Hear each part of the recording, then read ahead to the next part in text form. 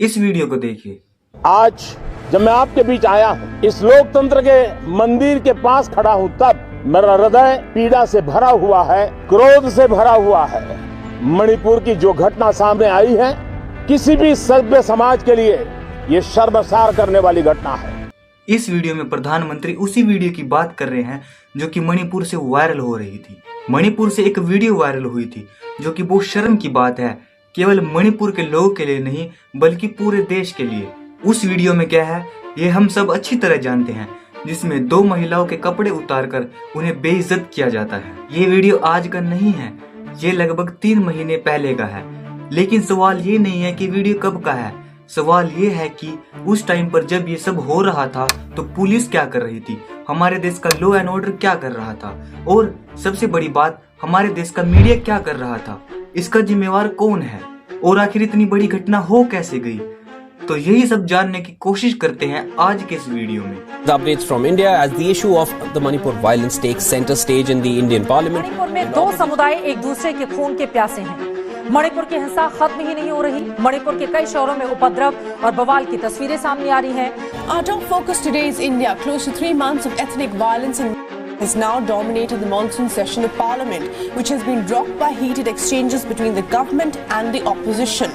We are not safe here. We are not here. I've never seen such large-scale humanitarian crisis, and the silence from the part of the government is very deafening. It's very hurtful, and makes me question myself as an Indian every single day.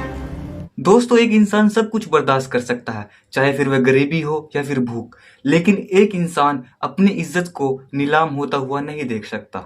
हम सब जानते हैं कि पिछले 3 महीने से भी ज्यादा टाइम से मणिपुर में हिंसा हो रही है। ये क्यों हो रही है इसकी बात हम एक सेपरेट वीडियो में कर चुके हैं, लेकिन अभी एक वीडियो वायरल हुई थी जिसमें 800 से 900 लोगों की भीड़ 2 महिलाओं के कपड़े उतारकर उन्हें असोल्ट और उनके साथ गैंग रेप करते हैं और कोई कुछ भी नहीं कर सका। ये बहुत शर्म की बात है, हमारे लिए ही नहीं बल्कि पूरे देश के लिए, जो कि उन 2 बेगुनाह और बेचारी औरतों की इज्जत और उन्हें इंसाफ नहीं दिला सका। फिर चाहे वो पुलिस हो या फिर मणिपुर का सीएम या फिर पीएम हो या फिर हमारे देश का लॉ एंड ऑर्डर। लेकिन इन सब के बावजूद हमारा देश भारत जो है वो एक डेमोक्रेटिक नेशन है, और डेमोक्रेसी के 4 पिलर्स होते हैं, जिनमें से 4th पिलर जो है वो होता है मीडिया।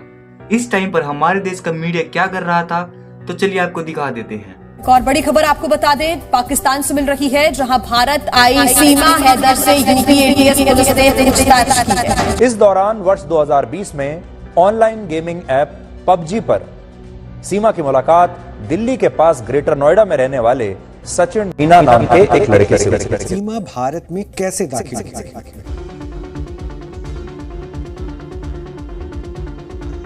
पाकिस्तान से सचिन के प्यार में भारत तक का सफर तय करने वाली सीमा हैदर ने प्यार में सभी सीमाएं पार कर दी। हमारे देश के मीडिया को इस बात की खबर ही नहीं थी कि ऐसा भी कुछ हो रहा है।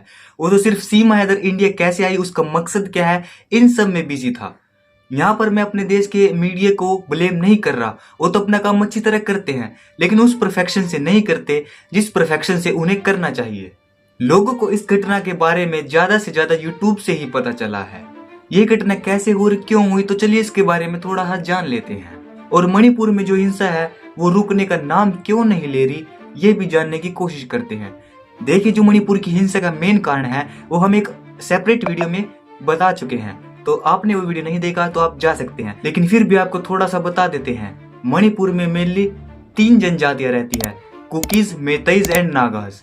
मेतई लोग जो है वो 10% मैदानी इलाकों में रहते हैं और बाकी के 90% पहाड़ी इलाकों में नागाज एंड कुकीज रहते हैं। जो मेतईज लोग हैं वो एक लैंड रिफॉर्म एक्ट के तहत पहाड़ी इलाकों में जमीन नहीं खरीद सकते, इसलिए उन्होंने मांग की कि उनको एसटी कैटेगरी यानी शेड्यूल्ड ट्राइब की कैटेगरी में शामिल किया जाए, जिस पर नागाज और कुकीज जो है वो सहमत नहीं थे। इसके बाद हाई कोर्ट ने मेतईज को एसटी की कैटेगरी में शामिल करने का ऑर्डर दिया, जिसके बाद 3 मई को एक रैली निकाली गई और देखते ही देखते ये रैली एक भयानक हिंसा का रूप धारण कर चुकी थी, जिसमें नागाज एंड कुकीज जो है वे मेतई लोगों पर हमला करते हैं और जो मेतई लोग हैं वे भी बदले में नागाज पर हमला करते हैं। हालात इतने बदतर हो गए थे कि जो मेतेईज लोग हैं वो कुकीज और नागाज के इलाके में जाने की हिम्मत नहीं कर रहे थे, और जो नागाज और कुकीज लोग हैं वो भी मेतेई लोगों के इलाकों में जाने से डर रहे थे। मणिपुर की इस हालत को देखकर कई सवाल उठाए जा रहे हैं। स्टेट और सेंटर में जब बीजेपी की गवर्नमेंट है तो कोई एक्शन क्यों नहीं लिया जा रहा? जब राहुल गांधी के एक गलत बयान पर उनकी सदस्य जो है वो रद्द कर दी जा सकती है, तब मणिपुर की इतनी बड़ी हिंसा पर कोई एक्शन ना लेने पर मणिपुर के सीएम का इस्तीफा क्यों नहीं लिया जा रहा? उनसे क्यों सवाल नहीं पूछे जा रहे? आखिर क्यों हर दिन लोगों को मणिपुर में मरने के लिए छोड़ा जा रहा है? वहाँ के लोगों का पुलिस और आर्मी से भरोसा पूरी तरह से उठ चुका है। We are not safe here. We are not safe there. इन सभी सवालों के जवाब अभी बाकी हैं, लेकिन इन सब के बाद 19 जुलाई को एक ऐसा वीडियो सामने आया जिसने इंसानियत को जिंदा ही जला दिया। ये वीडियो 4 मई का है, जिस पर एक एफआईआर भी हुई थी। जिस एफआईआर में पीड़ित महिला ने बताया कि थोबल जिले में 800 से 1000 लोगों ने कुकीज लोगों पर हमला किया और उन्हीं हमले से बचने के लिए कुकीज लोग जो है वो भाग रहे थे। इसी भीड़ में 2 महिलाएं और एक लड़की अपने पिता और भाई के साथ जंगल की तरफ भाग गए।